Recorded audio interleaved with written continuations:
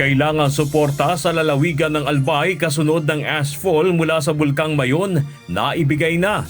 Tuloy-tuloy na clearing operation sa mga apektadong lugar, tiniyak ni Pangulong Ferdinand Marcos Jr. I spoke also to the governor and sabi naman niya that lahat ng needs ng Albay so far ay meron tayong suportang binigay. Report at resolusyong nagtatalaga ng articles of impeachment laban kay Vice President Sara Duterte, aprobado na ng House Justice Committee. If the Vice President is guilty, let the truth convict her. If she is innocent, let the process clear her. Pasay City Regional Trial Court humingi ng paumanhin sa dating broadcaster na si Jay Sonsa dahil sa pagkakamali sa warrant of arrest. Bago nag-start ang hearing, in fairness ng RTC judge natin, humingi siya ng paumanhin. So, in my long time of practice, ngayon ako narinig na isang judge tumayo, very humble enough, humingi ng paumanhin na sa pagkakamali nila. Bilang ng mga pulis na nakasuhan ngayong taon, mas tumaas. Mga pulis na may ranggong captain at staff sergeant, pinakamarami sa may kaso, ayon sa PNP Internal Affairs Service.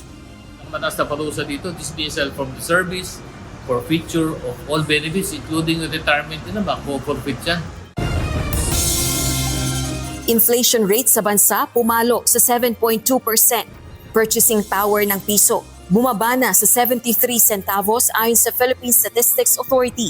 Ang nag-ambag sa mas mataas na antas ng inflation para sa transport itong Abril ay ang mas mabilis na pagtaas ng presyo ng mga sumusunod. Gasolina na may 59.6% inflation rate at diesel na may 122.7% inflation rate at other passenger transport by road na may 4.1% inflation rate, particular dito ang pamasahe sa tricycle. Pangulong Ferdinand Marcos Jr.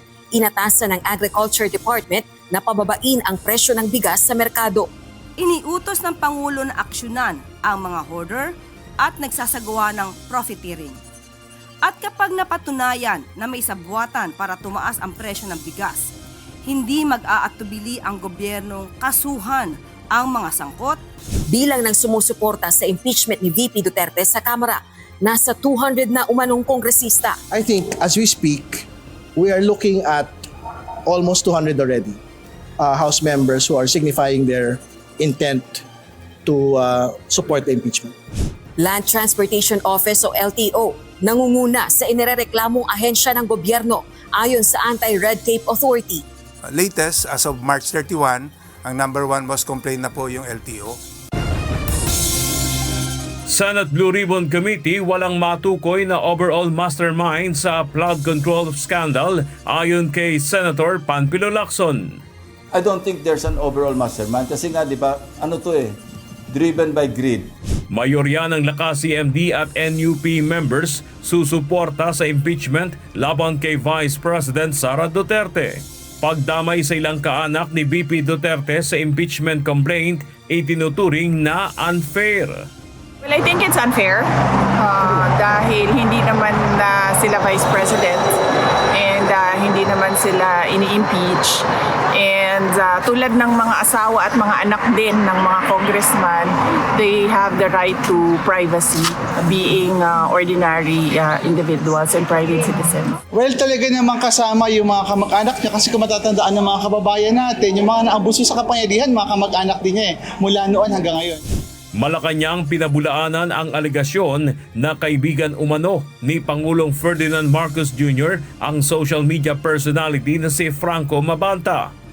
Pag-aresto ng NBI sa PGMN CEO, hindi pag-atake sa press freedom ayon sa National Bureau of Investigation.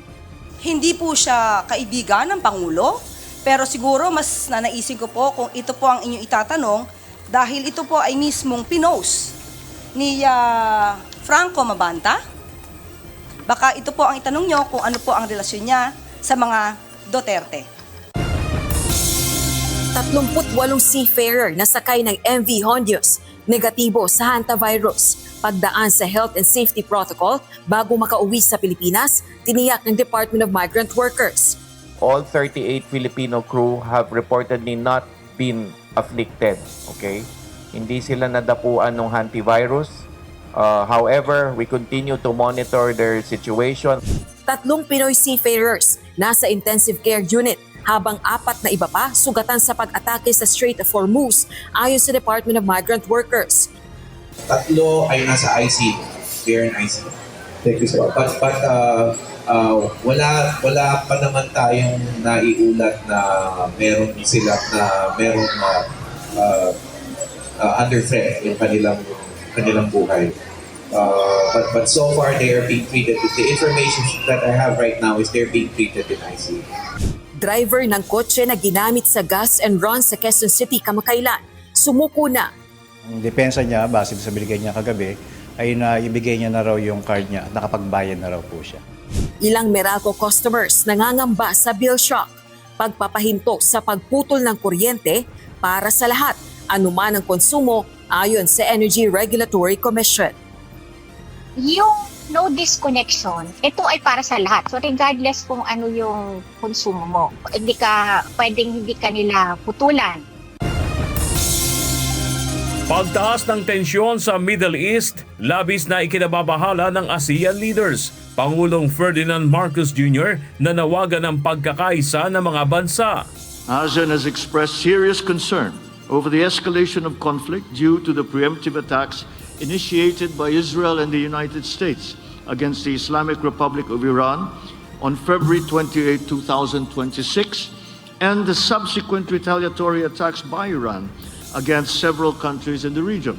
Vice President Sara Duterte nanindigan na hindi siya takot na matanggal sa pwesto. Alam nyo naman na hindi ko gusto maging president. Kaya nga ako hindi tumakbo noong 2022. Lalo na vice president, kaya nga ako tumakbong mayor noong 2022. So para sa akin, kung manatili akong vice president, well and good.